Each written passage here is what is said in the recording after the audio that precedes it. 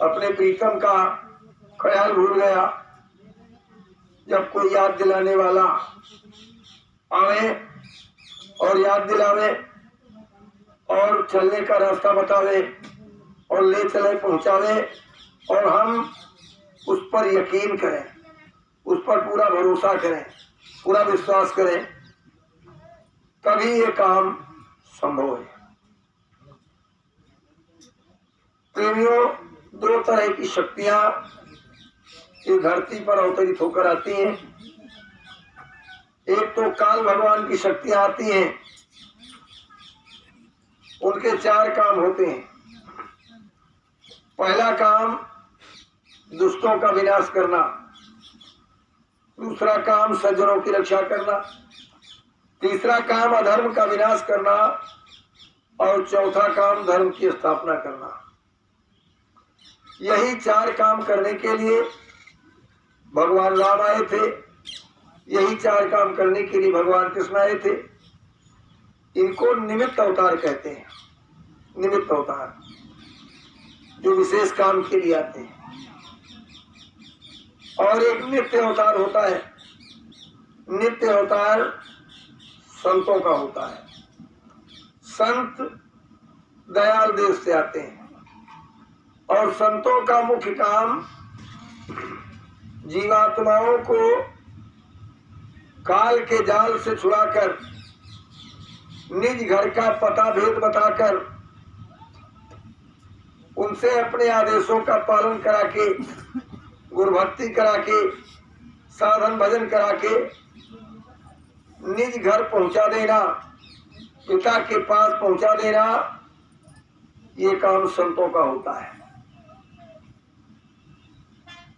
इस काम को करने के लिए कलयुग में सबसे पहले आदि संत कबीर साहब आए और कबीर साहब ने आकर दुनिया के लोगों में इस बात का प्रचार किया कि नहीं देश तुम्हारा साधु, ही नहीं देश तुम्हारा, ये देश तुम्हारा नहीं है, ये काल का देश है, ये परदेश है। काल किसको कहते हैं? कहा जिसने आपको सुंदर शरीर दिया, धन दौलत, मकान दुकान, जमीन जायदाद, पति पत्नी, बेटी बेटा, कोठी हवेली, गाड़ी घोड़ा, मान सम्मान, जिसने सब कुछ दिया है उसी को काल कहते हैं। जब उसने सब कुछ दिया है तो काल क्यों कहते हैं? काल इसलिए कहा जाता है कि सब कुछ देने के बाद उनको ले लेने में, छीन लेने में कोई दया और रहम नहीं आती है। हम कितना भी चीखे चिल्लाएं, अन्न पानी त्याग दें, सीना पीटे, बेहोश होकर गिर जाए, लेकिन काल कसाई दया नहीं लावे।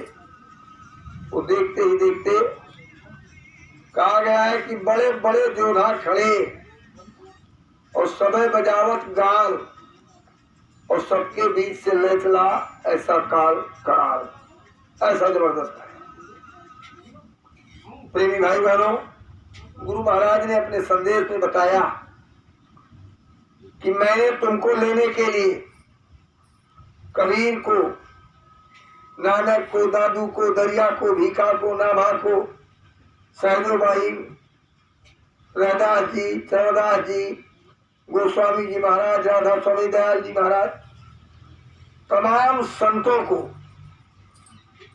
दयाल देश से, अपने देश से भेजा कि जाओ जीवात्माओं को समझा बुझाकर, गुरु भक्ति कराकर, प्रेम कराकर ले आओ। जब तुम नहीं माने और तुम नहीं गए तो अब की बार मुझको स्वयं आना पड़ा। गुरु महाराज ने कहा कि अब की बार मुझको स्वयं आना पड़ा। इसका मतलब गुरु महाराज कौन है? गुरु महाराज ने कहा कि मुख मोड़ इधर देखो तो मैं तुम्हें बुलाने आया हूं, तुम भूल गए हो मुझको, मैं तुमको नहीं बुलाया हूं। निज घर से जड़ से आए, अपनी सुध खुद ही बुलाए। मैं देख रहा था बाट तेरी फिर मानुष रूप बनाया हूं और तेरे कीचों को धोने मैं सत देश से आया हूं। कीचों मारे पापों, तुम्हारे पापों को धोने के लिए मैं सचखंड से सतलोक से आया हूं। कैसे धुलूंगा? उन्होंने कहा कि तन मन धन अर्पण कर दो, तन मन धन अर्पण कर दो। फिर देख वहीं बैठा हूं और मेरा ही बाह पकड़ लो, ये सार भेद गया।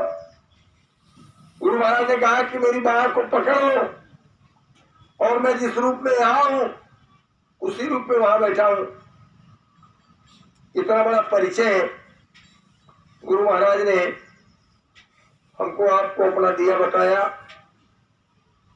हम लोग इस योग्य नहीं थे, इस लायक नहीं थे, हमारे अंदर कोई ऐसी जिज्ञासा नहीं थी, कोई ऐसे भाव नहीं थे कि हम अपने प्रभु के पास चलें, अपने प्रीतम के पास पहुंचे, काल के जाल से छुटकारा मिल जाए।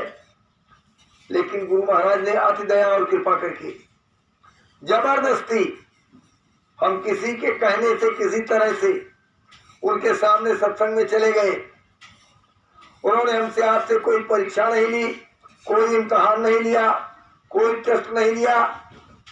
और वो अमोलक हीरा, अमोलक दौलत, जिसको पाने के लिए बड़े बड़े बादशाहों ने बादशाहियत पर लात मार दिया, बड़े बड़े रानियों ने राजमहल के सुबह पर ठोकर मार दिया, बड़े बड़े सेठों ने अपनी सारी दौलत लुटा दिया, दाने दाने के मोहताज हो गए। उसके बाद उनकी कड़ी परीक्षाएं ली गई, तब उनको निज घर जाने का रास्ता संतों ने बताया। उसी रास्ते को परम पूज्य स्वामी जी महाराज ने हमसे, आपसे बिना कोई परीक्षा लिए, बिना घर बार छुड़ाए